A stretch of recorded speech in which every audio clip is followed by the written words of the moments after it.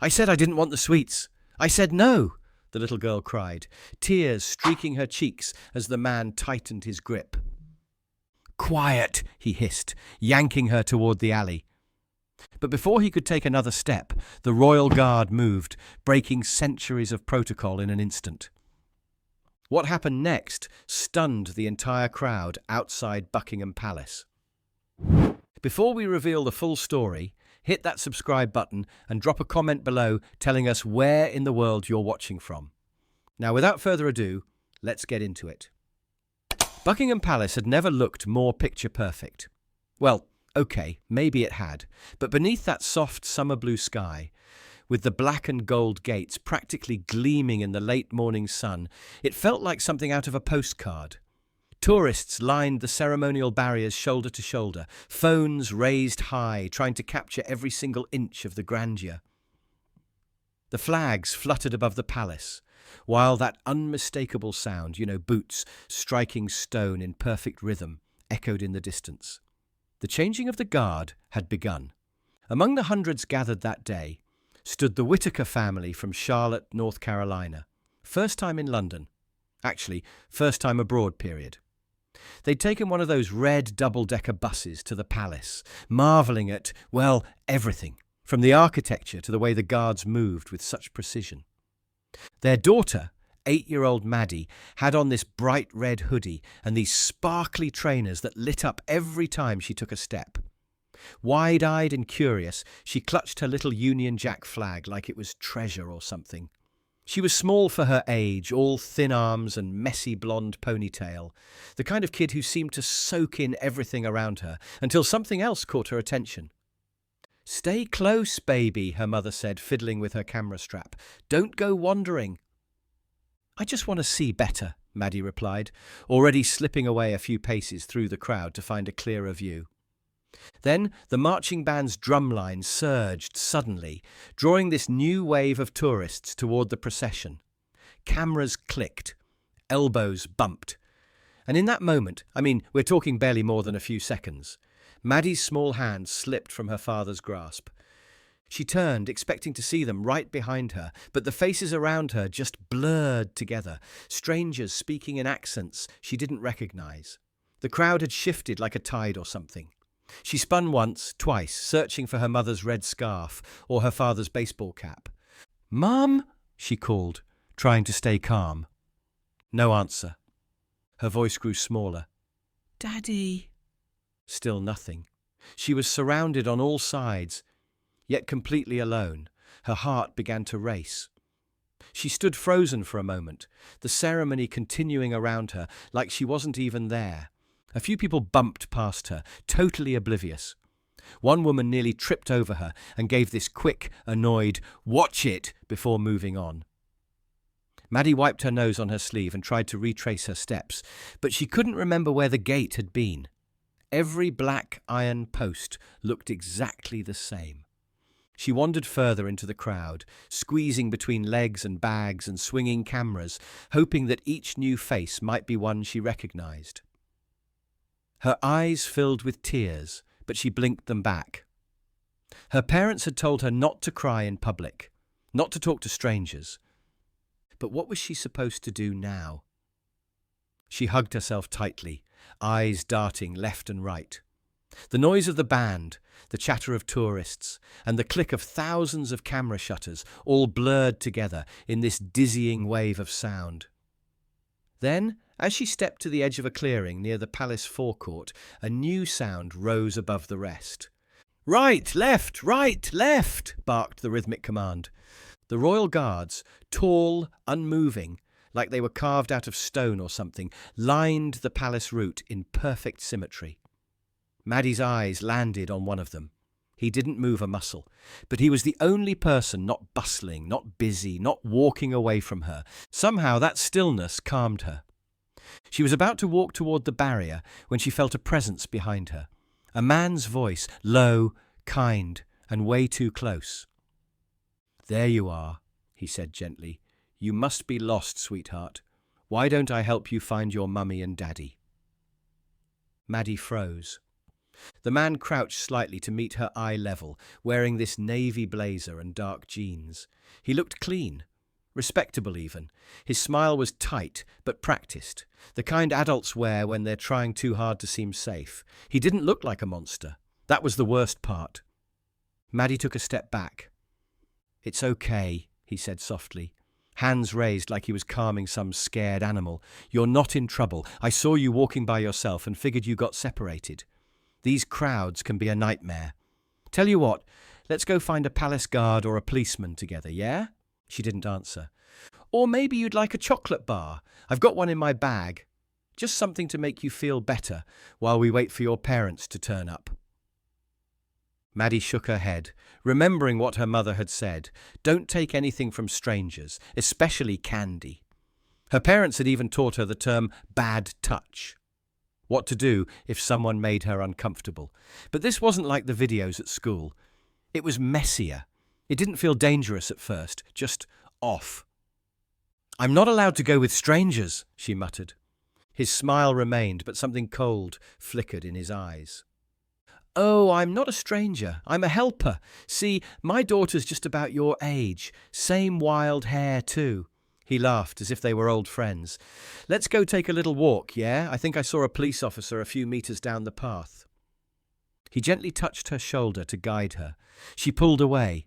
"Don't touch me," she said, louder now.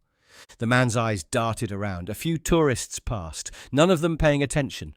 He smiled again, but this time it didn't reach his eyes.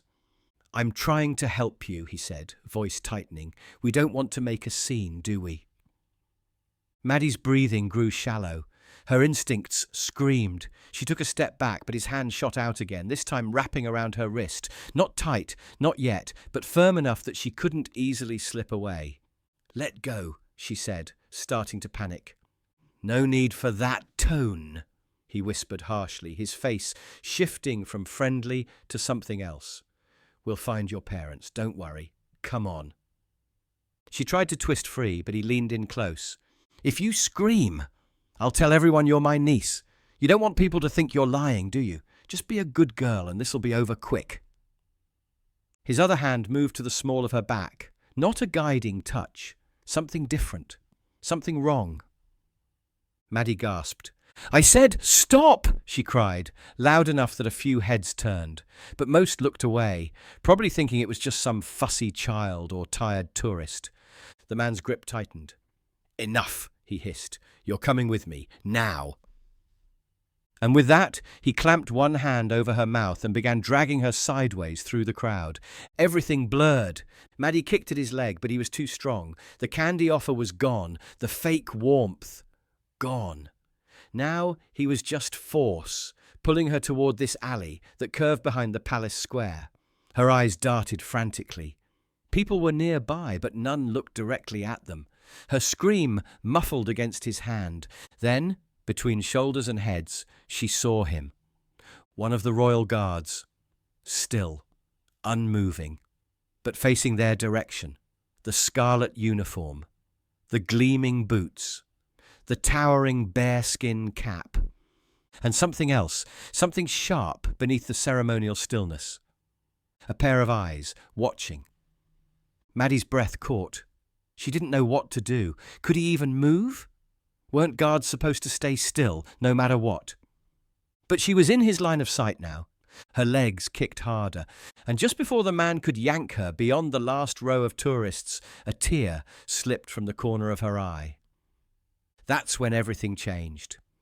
Lance Corporal Edward Statham had stood at his post for nearly 2 hours, motionless beneath the weight of tradition, the heat of the sun, and, the unspoken burden of generations. His posture was perfect, rifle angled at his side, shoulders squared beneath scarlet wool, bearskin cap shadowing his eyes. To the tourists, he was part of the scenery. To his superiors, just another standard bearer of ceremonial discipline. But beneath the uniform was a soldier, a father, a man who, despite the silence expected of him, noticed everything. It wasn't the scream that alerted him, there hadn't been one. It wasn't even the crowd.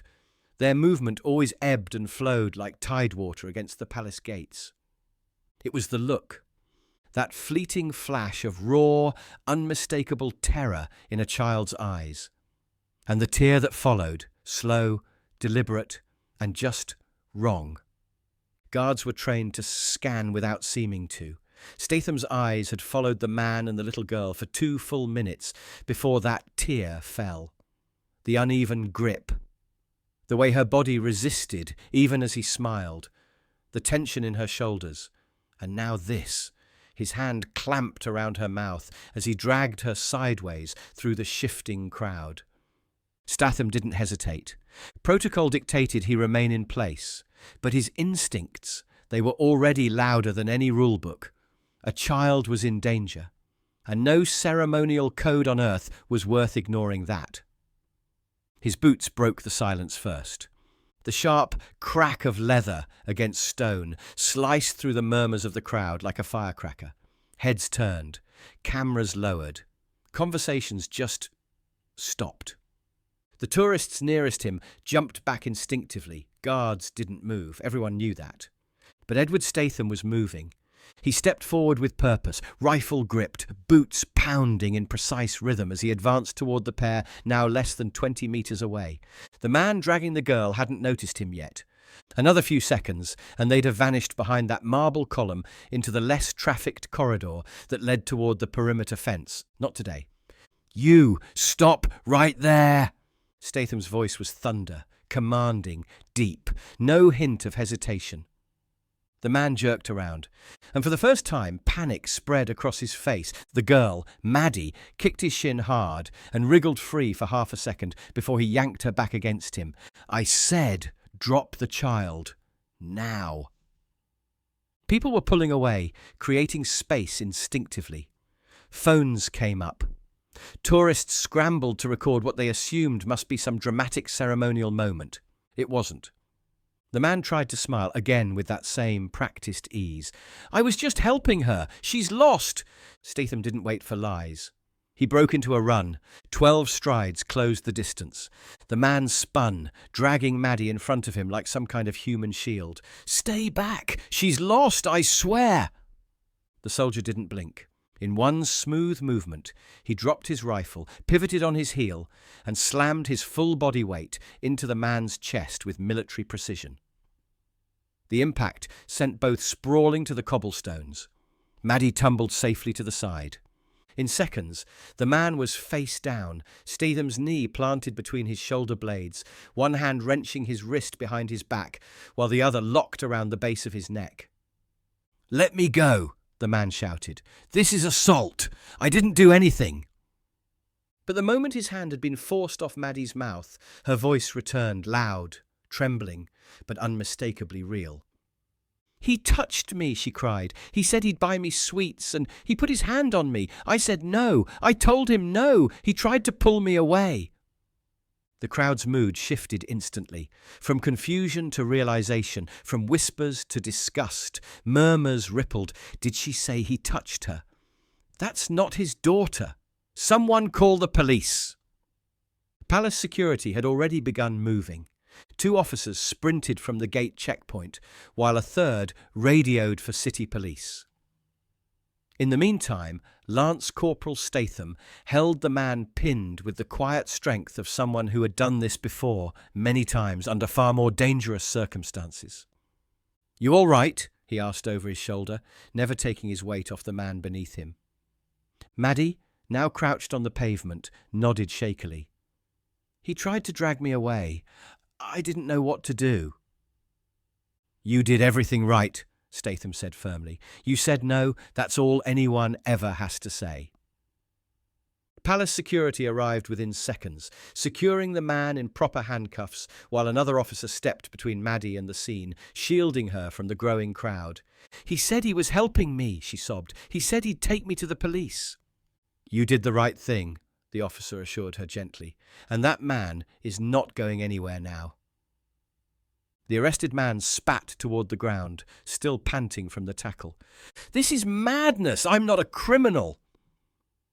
But just then, one of the security supervisors approached from the side, his face grim. "We've got a hit on his ID," he said. "Name's Peter Larrick, registered sex offender. out on parole, multiple charges from 10 years ago. Even the tourists could hear the words. A wave of revulsion swept the crowd. People stepped back. Parents gripped their children tighter. Lance Corporal Statham stood slowly, reclaiming his rifle from the ground. He said nothing. His expression remained locked in that silent, unreadable focus that only the most seasoned guards can maintain. But his eyes found Maddie again. She looked up at him, not scared anymore, not crying, just wide-eyed and grateful. And for the first time that day, Edward Statham gave a slight nod. He hadn't just broken protocol, he'd broken it for the right reason. By the time the City of Westminster police arrived, the palace courtyard had transformed from this picturesque tourist hotspot into an active scene of intervention. Barriers had been reinforced by palace security. The crowd had thinned, pushed back by officers keeping a respectful radius. Tourists whispered among themselves, still trying to process what they had just seen. A royal guard breaking formation, tackling a man to the ground, and a little girl sobbing as she clutched her elbow, her voice trembling through the London air. Two plainclothes detectives moved briskly through the security cordon and knelt beside the detained man. "Name?" one asked. The suspect was silent. "Fine," the officer muttered. "We'll get it off the ID he tried to pass earlier." He glanced at the uniformed officer beside him. "He's definitely the one?" The guard confirmed physical contact. "More than confirmed," the palace officer said grimly. "Witnesses heard her say he touched her, tried to lure her off site. Guard intervened mid-abduction." "Let's get him in the van," the detective said. "Carefully." The man didn't protest this time. As the cuffs were tightened and he was escorted off toward a waiting police vehicle, he turned to glance over his shoulder. Once, then twice, his face no longer calm or smooth, just pale. Cornered. Lance Corporal Statham remained by the inner gate, his face unreadable, blood still rushing through his ears. His forearm throbbed from the struggle, but he barely registered it. He was watching the little girl. She sat on this folding medical stool now, wrapped in a thermal foil blanket provided by one of the medics. A female paramedic knelt in front of her, checking her vitals, brushing the hair gently from her face with gloved fingers. "She okay?" Statham asked quietly. "She's in shock, but nothing broken. No visible trauma, apart from some early bruising along the upper arm," said the medic without looking up. "That'll heal. The rest, well, that's for her parents and a good counsellor to help with." As if summoned by fate, a shout broke through the murmuring crowd. "Maddie!" The voice was frantic, a woman's, American accent. Seconds later, a man's voice followed, just as panicked. "Maddie, where is she?" The crowd parted. A man and woman pushed their way through, breathless and wild-eyed. The woman, mid-30s, red hair in a frizzy ponytail, stumbled as she reached the police line. "That's her!" Maddie's voice cracked. "Let them through," the officer said immediately. Maddie was already off the stool before the paramedic could stop her. "Mummy!" The woman dropped to her knees, arms wide, and Maddie collided into her, sobbing uncontrollably. The man fell beside them, wrapping them both in his arms. "We were looking for you everywhere," he choked. "My God, we thought—" "I got lost," Maddie said through broken breaths. "And then that man. He said he'd help me find you, but he wasn't nice. He was bad, really bad." The mother didn't respond at first. She just held her daughter tighter, rocking back and forth. "It's okay now," she whispered. "It's okay. He can't hurt you. You're safe." Lance Corporal Statham stood at a distance, expression still fixed in disciplined neutrality, but his jaw flexed slightly as he watched the reunion. The father looked up, his gaze locking on Statham. "Was it you?" he asked, rising slowly. "You're the one who—" Statham offered only a small nod. "I intervened." The father crossed to him quickly and extended his hand. "You saved her. Sir, I don't even know what to say." Statham hesitated for a second. Royal Guards didn't usually break formation, didn't shake hands on duty, didn't get thanked like this. But today was not a usual day. He took the man's hand, firm grip, respectful. She did most of the work, trusted her instincts, knew not to go with a stranger. That's down to how you raised her. She's always been bright, the father said, takes everything in.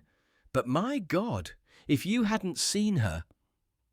We were just taking a photo, the mother said, wiping her eyes. Just one picture of the march, and then she wasn't there anymore. We thought maybe she'd wandered back to the gate, so we circled around and... It only takes a few seconds, Statham said. His voice wasn't harsh, but it carried weight. Tourist spots like this are prime targets, and predators don't need much time. The father looked down, shame rising in his face. We never thought...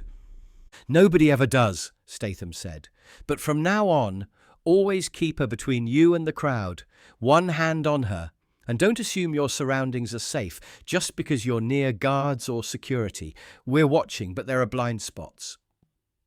The mother stepped forward, still holding Maddie. Can we thank you properly? We're flying out in 3 days. Boston. If you're ever in the States. I appreciate that, Statham said with a rare softness. But I'll be here, at the palace. Same post, same boots. Just watching. The mother looked at him a moment longer, then turned back to her daughter. Police were finishing paperwork now, taking statements from witnesses. The offender was already on his way to a station for formal booking, and Maddie, who just an hour ago was watching the parade, probably licking an ice lolly, had become the reason an entire security response activated. Palace officials came to speak with Statham shortly afterward. His shift was formally ended early, and a replacement took over his position. But even as he walked back inside the palace gates, the image of the girl's tear still hung in his mind. One tear, one look. That was all it had taken. And sometimes it was all you needed. It wasn't until the early evening that Lance Corporal Edward Statham finally removed his bearskin hat and sat alone on a wooden bench inside the guard barracks' quiet courtyard. The parade square beyond had returned to normal, tourists laughing, camera shutters clicking, the late summer sun casting long shadows across the stone. But for him, the day wasn't normal. It would never be just another palace shift again.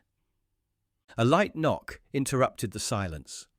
It was Sergeant Wilkes, his direct superior, older, weathered, but with this calm presence that made his words weigh heavier than most. "You all right?" he asked, stepping out into the courtyard. Statham nodded slowly. "Physically, yes."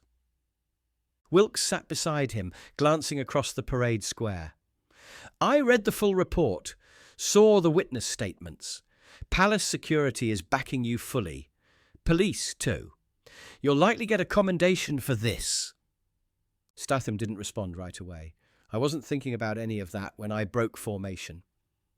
"I know you weren't," Wilkes replied, "and that's what makes it worth more." Statham ran a hand over his bandaged forearm. "I've done 6 tours overseas, seen more than enough ugliness, but this," he exhaled. This was a child, in the middle of London, 10 feet from the gates of the Crown, and he still tried it.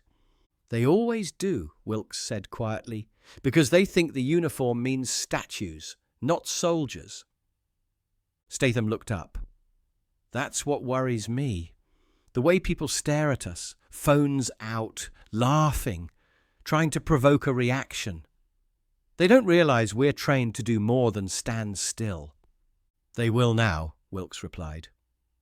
The 2 men sat in silence for a moment, the sound of distant footsteps echoing off the stone. Then Wilkes added, "The commissioner called earlier, confirmed the man's identity. His real name's Gavin Holt, registered sex offender, on parole, slipped through a loophole, was flagged in Birmingham last month for loitering near a primary school." Statham's jaw tightened. "And now he's in custody." "Being processed as we speak," Wilkes confirmed. "They're pulling CCTV, checking his movements in the capital over the last week. They think Maddie might not have been his first attempt, just the first time he got caught." Statham didn't say anything. He just looked down at the soft scuffs on his black boots, still faintly coated in the dust from where he'd tackled Holt earlier that day. A door creaked open from the corridor behind them. It was a civilian palace staffer, one of the guest coordinators. In her hand was a small folded card. "Message for Lance Corporal Statham," she said softly, offering it. He took it, unfolding the paper. Inside, in a child's handwriting, wobbly and pink with too many hearts, was a drawing of a tall soldier with a black hat and red coat, holding hands with a small girl. Beneath it were 3 words, misspelled but unmistakable. "You saved me." A smile touched the edge of Statham's lips. He folded the paper carefully and slid it into his jacket pocket. The drawing was simple, but something about those 3 misspelled words hit him harder than any commendation ever could. He traced his finger over the crayon lines, remembering how small her hand had felt when he'd helped her stand up after the tackle. How her whole body had been shaking, but she'd still managed to look him in the eye and say thank you before the medics wrapped her in that blanket. "She asked if she could give it to you in person," the staffer added, "but her parents thought it'd be too much for today. They're flying home soon, said if you're ever in Boston." Statham nodded gently. "I'll keep that in mind." As the staffer left, Wilkes rose to his feet. "You did well today, Edward. Not just as a soldier, as a man." Statham stood too, adjusted his coat. "It's what any man should have done." "But not every man would have noticed a single tear in a sea of faces," Wilkes replied. "And that's the difference." Wilkes paused, then added, "You know, I've been doing this for 23 years, seen thousands of tourists come and go. Most days nothing happens. But it's the days like today that remind us why we're really here." Statham nodded. "When I saw her tear, it wasn't just water on her cheek. It was like watching someone's last hope slip away. I couldn't let that happen." "The Americans sent word through the embassy," Wilkes continued. "They want to make sure you know how grateful they are. Apparently Maddie hasn't stopped talking about the soldier who saved her since they got back to their hotel." As the evening shadows lengthened across the palace grounds, Statham stood and straightened his uniform one more time. Tomorrow, he'd be back at his post, motionless and vigilant as always. But something had shifted inside him today. Every child's face in the crowd would mean something different now. Every tear would be a potential call for help. And he'd be ready, because sometimes being a guardian means more than just standing guard. What would you have done if you saw a little girl crying through a crowd? Would you have noticed that silent plea for help? And if someone like Gavin Holt stood just feet away from your child, would you have trusted the Royal Guard to protect them? Let us know your thoughts in the comments below. If this story moved you, hit that like button. It helps us share these powerful stories with more people. And if you haven't already, subscribe and press the notification bell so you never miss a new video. Share this with someone who needs to understand that Royal Guards aren't just ceremonial. They're trained soldiers, ready to act when it matters most. Our previous stories are appearing on screen now. Tap 1 to keep watching, and we'll see you tomorrow at this same time with another powerful Royal Guard story.